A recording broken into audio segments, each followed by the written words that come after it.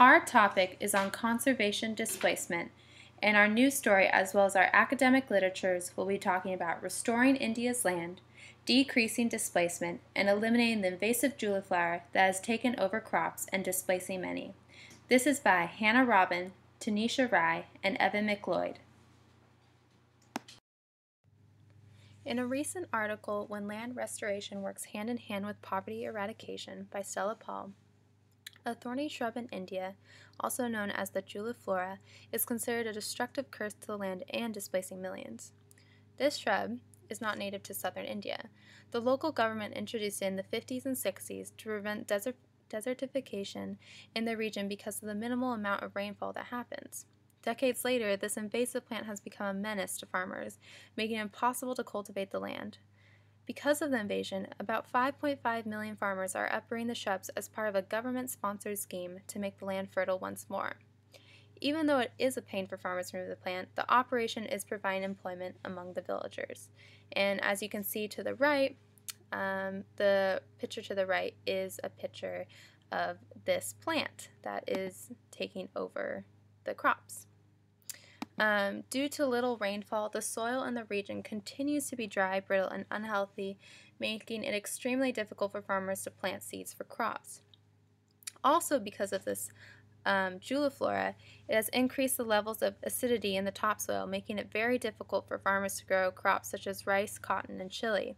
So the land must be cleared of all harmful plants to increase fertility and water-holding capacity of the soil.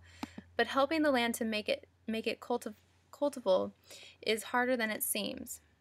Stated in Paul's article and the UNCCD, about 1.2 billion people are directly affected by land degradation, which causes an annual loss of $42 billion. Also, according to the Indian Council for Agricultural Research, in India, of the 417 million acres of land under cultivation, about 296 million acres are degraded and about 200 million people are dependent on this land for food. Because so many people are dependent on the land for food, millions of people are migrating and being displaced because of the invasive juliflora. One of these people who is dependent on the land and was displaced due to the invasion of the juliflora is a 32-year-old farmer from a small village in India. He said that his land has become infested with juliflora and is not fertile. With little options in his life to feed a family, he ended up leaving home in search of work. Today, he has returned with several other neighbors because the land has been cleared and restored under the Land Development Program. As stated by the program and the UNCCD, if land degradation, drought, and desertification continues, it could cause a collapse of food production, which in turn could result in an increase in global food prices, as well as displace millions of people from villages to cities. Again, even though this village is one of millions, this article definitely highlights the threat of desertification, land degradation, and drought, and its impact on the poorest of communities. South Asia is the most densely populated region in the world, and its economy is driven by agriculture and the production of food. The Khan and Shah article discusses the amounts of people employed in the agriculture industry in South Asia and all of the lives that have been affected by land degradation. The article states that agriculture employs approximately 50% to over 90% of the labor force in South Asia. The news story by Stella Paul directly relates to Khan and Shah's article because both discuss how important the agriculture industry is. Without a continuous production of crops and food, many people are left unemployed and must migrate. It is the reason why we see so many people traveling to other countries and large cities, also known as globalization. As we have read in many of our readings, the workers will travel to urban areas for short periods of time so they can provide for their families back home. The Khan and Shah article also analyzes agricultural development and the ways to refine the land. This is then intended to explore and formulate plans to fight land degradation in order to improve the country's well-being.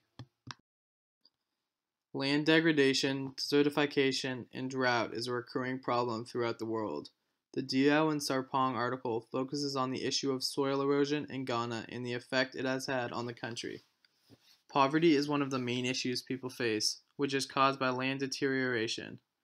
Ghana is predicted to lose approximately $4.2 billion of agricultural income over the time period of 2006 to 2015 because of the unhealthy soil. This results in families being displaced from their homes due to the lack of job opportunities in their rural areas. Particular programs such as the Sustainable Land Management, also known as SLM, are believed to be the way to resolving the issue of unemployment.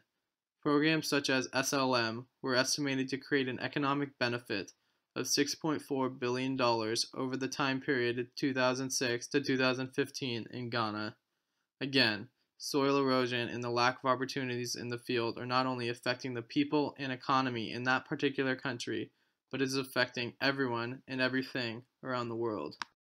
Analyzing our news article and recent academic literatures, regulations in India don't directly reflect and improve the problems of desertification. Usually, policies are based on the raw facts and the little scientific information the government obtains from the situation.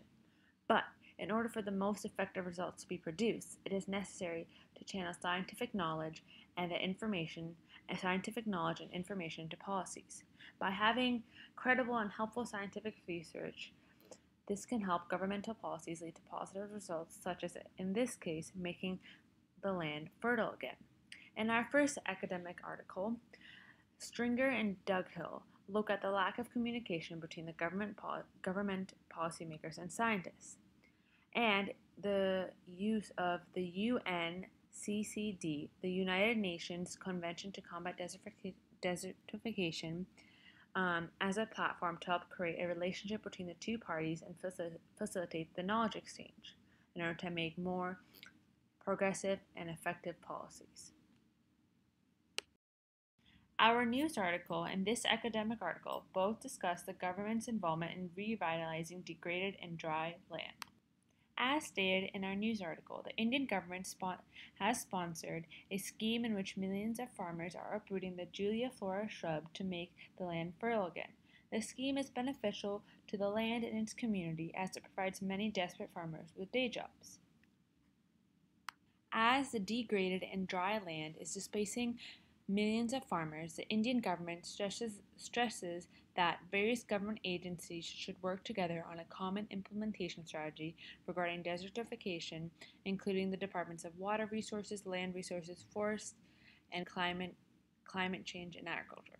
The Indian government is urging all specialists and scientists to work together in order to help cure the degraded land. They are trying to utilize information and knowledge from all different areas in order to make the most effective and progressive policies. It is necessary for the government to revitalize the degraded land soon in order to increase agriculture, the country's economic growth, and stop the displacement and migration of villagers and farmers. The Indian government must take actions to enhance the flow of research into policies and utilize local-level research for national policies for land restoration. As stated before, the need to restore degraded land is critical, as 70% of India's economy is from agriculture. Land deterioration decreases agriculture and food production in India, therefore making India more reliant on other global economies. As India can't find all food and resources within the country, they must look globally for such products. As stated in one of our academic articles, the increasing globalization of trade causes more countries to displace their demands for agricultural lands abroad. In India's case, the government is forced to place some agricultural demands abroad due to the degraded and infertile land. Unlike before, India is now placing demands for goods instead of supplying them to the world and helping its people. So, how do all these articles connect to anthropological ideas? Well, all the articles that were emphasized or stated connect ideas of globalization and neoliberalism in some sort of way that were also discussed in class. India has been known to be the largest exporter of agricultural goods to the rest of the world. But now, the country is known for spending money on importing goods to help its people and maintain its economy. So, how does it relate to globalization? Well, globalization is continuing because the land is not fertile, forcing people to cross borders and states and go from villages to cities in order for better economic opportunities, whether that's finding work or making money in these cities and sending the money back home. And lastly, how does it relate to neoliberalism?